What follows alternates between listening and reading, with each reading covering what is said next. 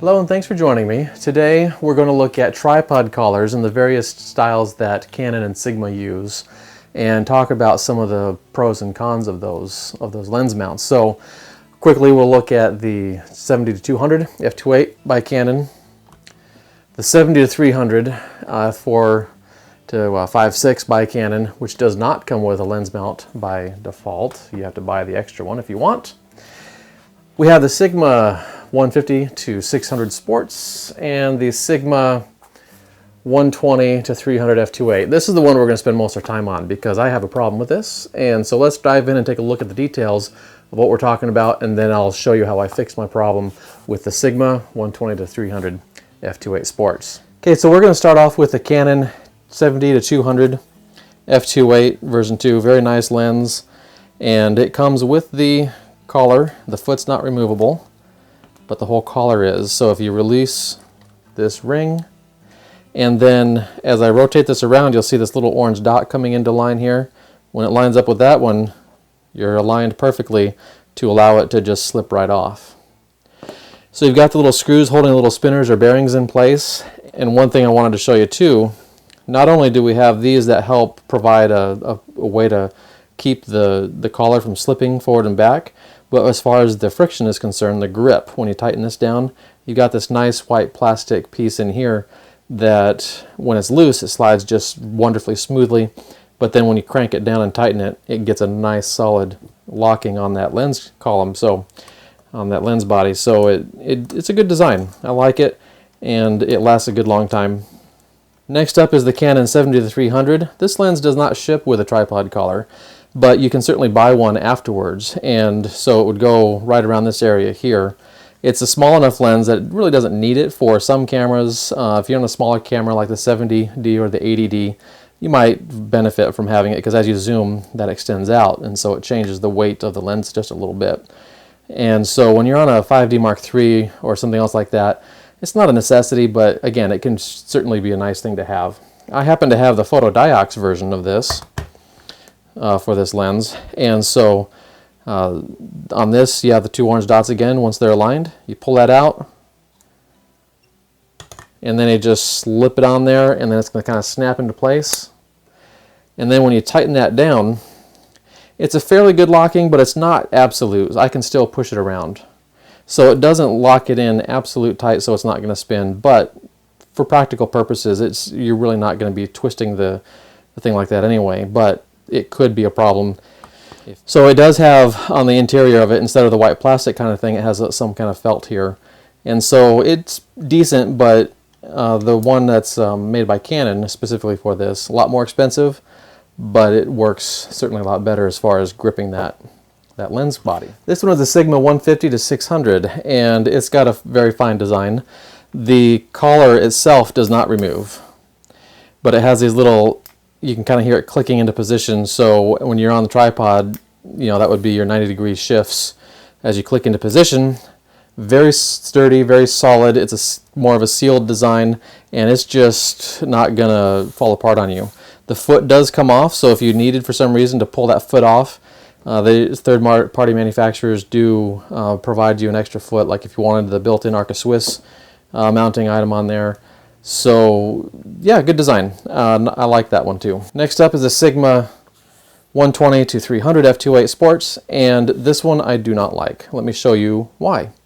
So very nice foot. I like how you can grip that, and as you're carrying your camera, it's just, I don't know, it's just great. Wonderful foot. So that part is really great. They've got 3 tripod mount locations. That's excellent.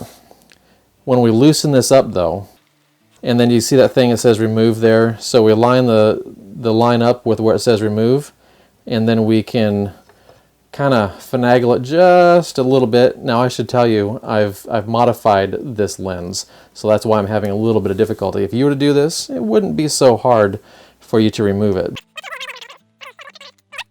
So their design is the same thing that the Canon had, with these little spinners and the screws, but again, I've modified it. So let me tell you how I've modified it.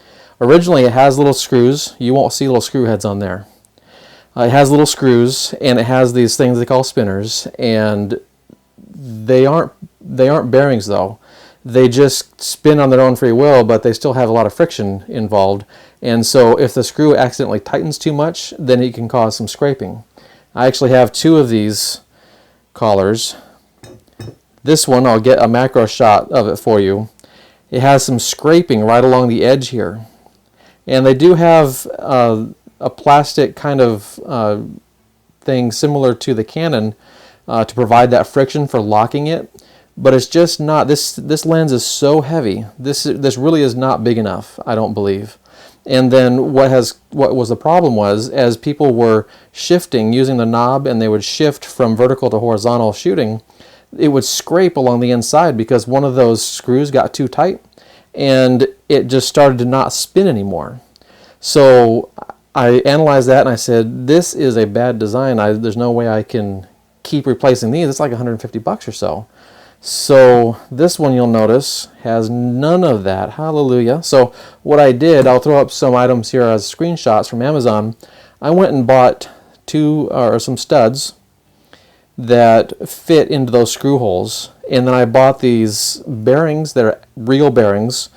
So it's a little tighter than factory specs, and I like that too. And I'll put the links on the blog post that's associated with this video, so take a look at that, and then you can go find these items and do it for yourself as well. But these were little screws that I ended up having to chop the heads off of, and then I just put them in there. And then my son had just gotten some braces, and they included a little bit of dental wax. So I actually have just a little bit of dental wax that's actually holding these bearings in place, and it works really well. So I'm very pleased with that, and I've had it go out on a couple of rentals. No one has said a thing because it's actually working smoother than the original design was. So we'll put that, hello, got to get that aligned right. There it is. I mean, that just rolls around so smoothly. That's beautiful. I love it.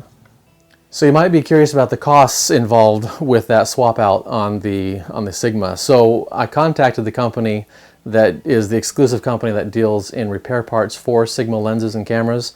And those parts, just for the tiny screws and those little spinners, I have them in a bag over here, they were over $128, and that didn't include the replacement for the collar itself. The collar was in the neighborhood of $150 or $130. I'll put a thing up on screen here. But if you can imagine, that tiny little thing is over $28 a piece. And so I just couldn't do it. And so I went and researched and found on Amazon some replacement pieces, and it worked out great. And that's a much better design and solution that is tighter in the fit than the original factory spec. So that pretty much does it for our preview of tripod collars as we look at the Canon and the Sigma lenses. Thanks for watching, and I hope to see you again soon. Until next time, happy shooting.